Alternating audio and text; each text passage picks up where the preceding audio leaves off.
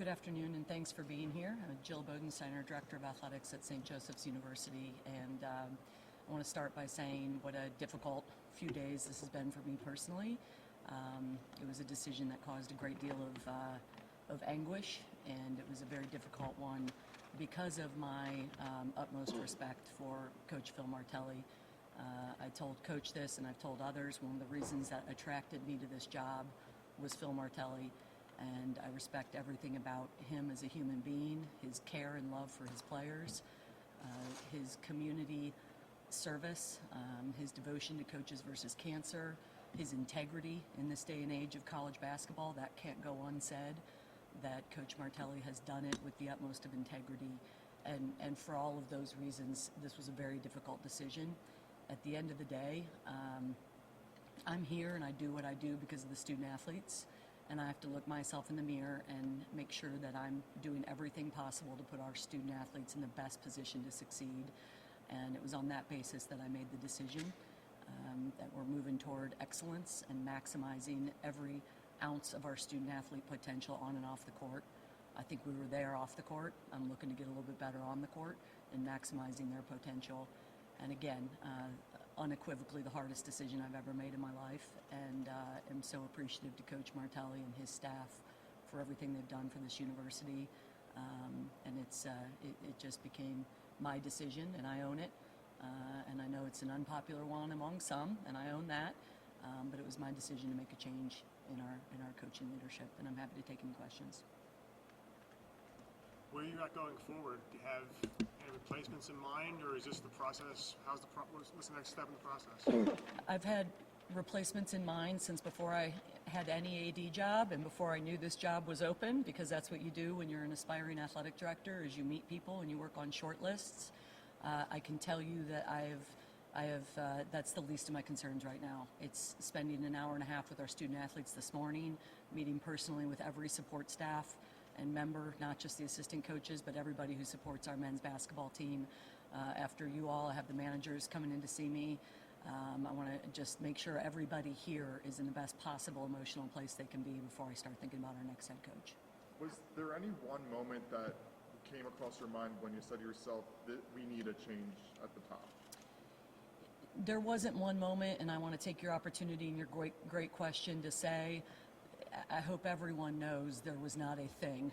There is absolutely nothing about this that you're going to read in the paper and the shoe's going to drop. That's not how Phil operated this program, and I have absolutely no reason to believe that there's any lack of integrity. Was there a moment on the court? There wasn't really. It was a constant evaluation. I know a lot of people are supporting me and a lot of people are second guessing. I would say I probably sat in on more practices and games and watched more film than anybody. And so it's a collective evaluation, and at the end of the day, an evaluation of, are we in the right place to get this trajectory moving up? And again, are we maximizing the potential of our student athletes as individuals and collectively? Was there one moment? There wasn't. It was a tough season. Did he find out this morning? No, we met with Coach yesterday. Before the game? The luncheon?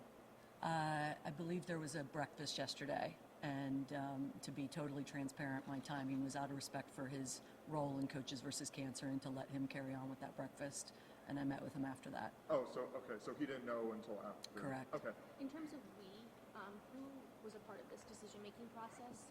So the decision is Dr. Reed and me, and that's it. This is not a message board decision. This is not the Board of Trustees telling us what to do. This is two people, Dr. Reed and I, and we were supportive of each other and in agreement. And, again, out of full respect for Coach, the two of us met with him face-to-face together. When exactly did you guys decide on it's a process, but I was, in Dr. Reed's office as late as Sunday night.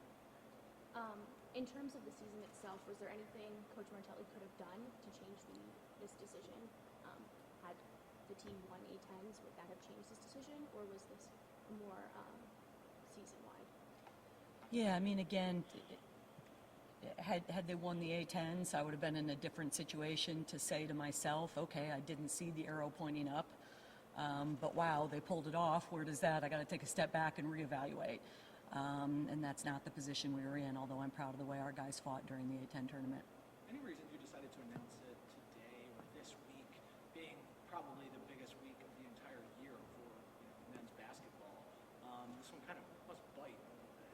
You know what I'm saying? Yeah, and you know what? The question that's going to be asked of me publicly and privately is, or told to me, is that this isn't the right way to do it.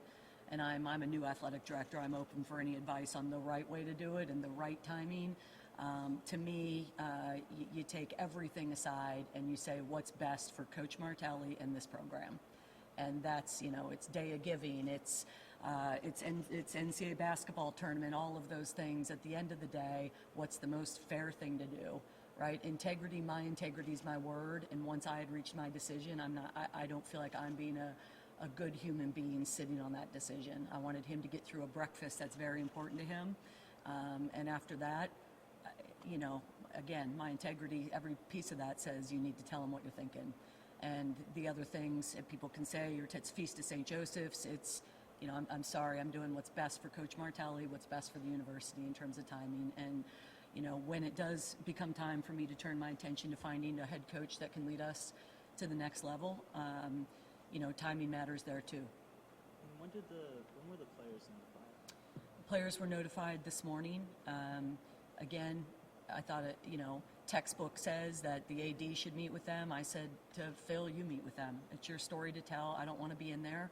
I don't need to be in there. I trust you. Say what you've got to say with them. That's your time with the team. And he had that time with the team, and I was not a part of it. And then I asked Lamar Kimball to text me when they were done, and I went and joined the team after that. How do you take it? How did Coach Martelli take it? As any man with a great deal of integrity and respect and confidence would take it. Very disappointed and a complete and absolute gentleman. How did you find the players were reacting this morning? They're in shock. Again, first and foremost, I'm worried about them and their emotions. And so we just talked. We talked. They're lucky to have a great support system. Faculty, Janet Greeter in academic support, Brian Bingaman, their strength coach. I've talked and met with every assistant coach, and I've said to the guys and to the assistant coaches, this isn't persona non grata. They're your mentors. Talk to each other, lean on each other, get through this together. And this wasn't a public safety clean out the offices thing today. These are human beings we're dealing with, and we're dealing with a bad situation the best way I know how. You said you wanted to move forward from the situation in order to get to excellence. What do you see in what Martelli's coaching style now that would not allow you to get to that excellence? It's a great and a fair question, and one that I'm not going to answer because that's between Phil and I. What I viewed, what I saw a lot of great things. I saw things that obviously I felt warranted a change, and that's between Phil and I. Out of respect for everything he's done as a human being and a coach, I'm going to leave those conversations between us.